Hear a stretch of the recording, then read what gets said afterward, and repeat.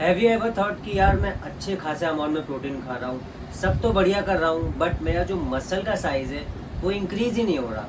तो इसकी एक जो सबसे बड़ी वजह है वो ये कि आप जो भी प्रोटीन कंज्यूम कर रहे हैं वो आपकी बॉडी में बराबर से अब्जॉर्ब हो ही नहीं रहा। आज जब भी वो प्रोटीन कंज्यूम करते हैं वो बाद में आपकी बॉडी से ऐसे ही फ्लश आउट हो जाता है। So let's be very real, क्योंकि मेरे साथ तो ये बहुत टाइम तक हुआ है। मैं प्रोटीन खा रहा हूँ, वो अब्जॉर्ब हो रहा है नहीं हो रहा है, ये सब चीज़ों पे ध्यान नहीं देता था। प्रोटीन खाओ, बाद में बाथरूम जाओ, प्रोटीन फास्ट। एंड भाई ये चीज़ ना पैसे की बर्बादी है, समय की बर्बादी है और इन ऑल आपकी हेल्थ की बर्बादी है।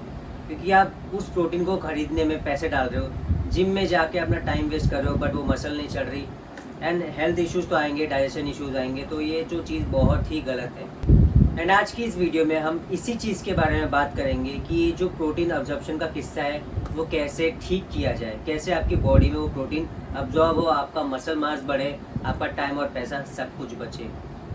सो बिना टाइम पास के स्टार्ट करते हैं टिप नंबर 1 से। Point number 1, choosing and eating from the right protein source. Some proteins are more bioavailable, that means they will absorb in your body much higher compared to the food which are lower in bioavailability। मतलब ऐसे कुछ food होते हैं जिनका जो bio availability है वो high रहता है, जो आपकी बॉडी में बहुत ही अच्छे से अब्जॉर्ब होते हैं compare to the low availability food जो जिनकी बॉडी में अब्जॉर्प्शन ना के बराबर होती है। मैं आप लोग को एग्जांपल से समझाता हूँ। जैसे कि जितने भी नॉन वेज है, मोस्टली मतलब ऑलमोस्ट जितने भी नॉन वेज प्रोटीन सोर्स है उनका जो बायो अवेलेबिलिटी है वो काफ़ी हाई है compare to the vegan protein plus food और या तो फिर प्रोसेस फूड से। इसीलिए जितने भी बॉडी बिल्डर है वो मोस्टली टर्न हो जाते हैं नॉन वेजिटेरियन से, या तो फिर अपना जो प्रोटीन सोर्स है वो मेनली नॉन वेज से ही रखते हैं, क्योंकि वो उनकी बॉडी में ज़्यादा अब्जॉर्ब होगा compare to the non veg. अब मैं ये नहीं बोल रहा कि भाई अगर आप वेज वाले हो तो आपके लिए दिक्कत है, टेंशन मत लो, उसके बारे में भी हम आगे बात करेंगे। अब इन बायो अवेलेबिलिटी वाले फूड को मैंने 3 पार्ट में डिवाइड किया है। सबसे पहला है नॉन वेज, जिनका जो बायो अवेलेबिलिटी है मतलब जो अब्जॉर्प्शन पावर आपकी बॉडी में वो बहुत ज़्यादा है। फिर सेकेंड आता है हम वेज वालों के लिए प्लांट बेस्ड, या तो फिर जितने भी दाल हो गए, लेटिन्स हो गए, पनीर हो गया, फिर आपका हो गया सोयाबीन, ये सब होता है मॉडरेट बायो अवेलेबिलिटी में, मतलब वो आपकी बॉडी में ठीक ठाक तरीके से ऑब्जर्व होगा। एंड थर्ड आता है प्रोसेस प्रोटीन, जो कि आपकी बॉडी में बिल्कुल ना के बराबर ऑब्जर्व होगा। जैसे ही आप कोई भी फूड को तल देते हो तेल में, या फिर वो प्रोसेस फूड जो केमिकल से बना होता है उसको प्रोटीन का नाम दे दिया जाता है, वो आपकी बॉडी में बिल्कुल ही ऑब्जर्व नहीं होता। One of the best example मुझे जो लगता है वो होगा प्रोटीन बार्स। मैं प्रोटीन बार्स पे ज़्यादा भरोसा नहीं करता, भले ही कितना भी कोई बड़ा इन्फ्लुएंसर मेरे को बोल दे, मेरे को नहीं लगता कि वो प्रोटीन बार ज़्यादा आपकी बॉडी में ऑब्जॉर्ब होते होंगे। वो लोग भी तभी आपका वो प्रमोशन करते हैं प्रोटीन बार का जब उन्हें पैसा मिलता है, वो डे टू डे लाइफ में नहीं खाते। एंड ट्रस्ट मी, मैं बहुत सारे इन्फ्लुएंसर्स को जानता हूँ जो मुझे सब बताते हैं कि क्या होता है back on the stage, but मेरे को वहाँ पे यहाँ पे ये सब चीज़ें नहीं बोलनी है फिलहाल।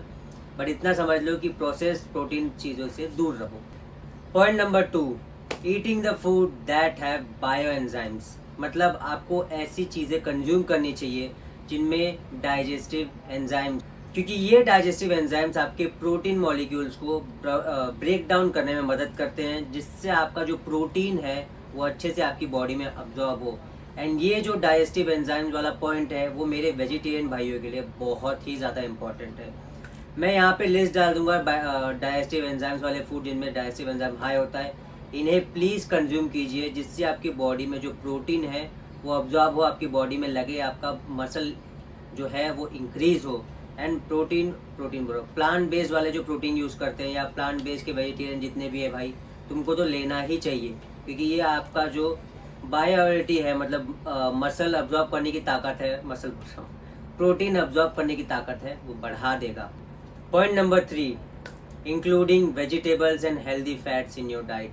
कभी कभी क्या होता है, हम इन प्रोटीन कार्ब्स के चक्कर में इतना ज़्यादा पागल हो जाते हैं कि हम अपने डाइट में वेजिटेबल्स और हेल्दी फैट्स को इंक्लूड करना भूल ही जाते हैं। बस ये सोचते हैं कि यार ये सब सेकेंडरी है, प्रोटीन और कार्ब्स ही प्राइमरी है। ऐसा कुछ भी नहीं है। When you are trying to build muscle there is nothing such as secondary और primary.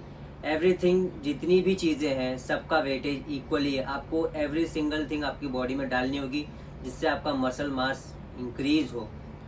Eating vegetables improves your gut health and जो आपके स्टमक पे हैवीनेस आती है वो नहीं आने देता। अगर आप वेजिटेबल्स और हेल्दी फैट्स ये सब इंक्लूड नहीं करोगे तो आपकी जो स्टमक गट हेल्थ है वो ख़राब होगी और आपको बार बार वॉशरूम भागना पड़ेगा, कभी कभी लूज मोशंस तक हो जाती है और कभी कभी तो इंसान पूरे टाइम फिर बाथरूम में बैठता है। इसीलिए वेजिटेबल्स खाना बहुत ही इंपॉर्टेंट है, क्योंकि ये जो वेजिटेबल्स है फिर आप कुछ भी खाते हो, प्रोटीन्स हो, कार्ब्स हो, फैट्स हो, सब चीज़ को ब्रेक डाउन करने में हेल्प करता है। और जैसे ही वो चीज़ें ब्रेक डाउन होती है वो आपकी बॉडी में बेटर मतलब अच्छे तरीके से अब्जॉर्ब होती है। And one of the best example मैं खुद हूँ, क्योंकि मैं हमेशा वेजिटेबल्स इग्नोर करता था ये सोच के कि यार प्रोटीन पहले देखता हूँ, इसको बाद में देखता हूँ। बट ये बहुत ही गलत चीज़ है, क्योंकि जब तक मैंने वेजिटेबल्स इंक्लूड नहीं किए मेरे एब्स आए नहीं, मेरी चेस्ट बनी ही नहीं, मतलब इन ऑल मेरी बॉडी खाली ऊपर से मतलब ठीक ठाक दिख रही थी, बट वो कट्स और वो जो शेडनेस होती है, मसल मास की क्वालिटी होती है, वो नहीं बन रही थी। And let me tell you about the healthy fats. अगर आप अपनी बॉडी में हेल्दी फैट्स नहीं डालेंगे तो आपका जो हार्मोन लेवल है, जो बैलेंस होना चाहिए, वो ऊपर नीचे होते रहेगा। एंड हेल्दी फैट्स बहुत ही ज़्यादा इंपॉर्टेंट है आपके जो उस फूड में मिनरल्स और विटामिन है उन्हें ऑब्जॉर्व करने में, क्योंकि वो भी आपकी बॉडी में उतना ही असेंशियल है जितना कार्ब्स, प्रोटीन और बाकी सारी चीज़ें। इसीलिए इन्हें इग्नोर मत करो। हमारे वीडियो का point number 4, eating too much protein और consuming too much protein at once. कभी आपके साथ ऐसा हुआ है कि आप बहुत ज़्यादा बिजी हो गए, आपने मील स्किप कर दिया और फिर आपने ये सोचा कि यार इस वाले में प्रोटीन बढ़ा देता हूँ तो मेरा प्रोटीन का जो ओवरऑल डे का गोल है वो कंप्लीट हो जाएगा। गलत, क्योंकि आपने जो वो प्रोटीन खाया वो आपकी बॉडी में गया ही नहीं, वो बस फ्लश आउट हो गया। देखो भाई, मेरे हिसाब से आपकी बॉडी एक टाइम पे एक स्पेसिफिक अमाउंट ऑफ प्रोटीन ही पचा सकती है। फॉर मी इट्स 40 ग्राम, क्योंकि मुझे अपनी बॉडी पता है, आपके लिए कुछ और होगा।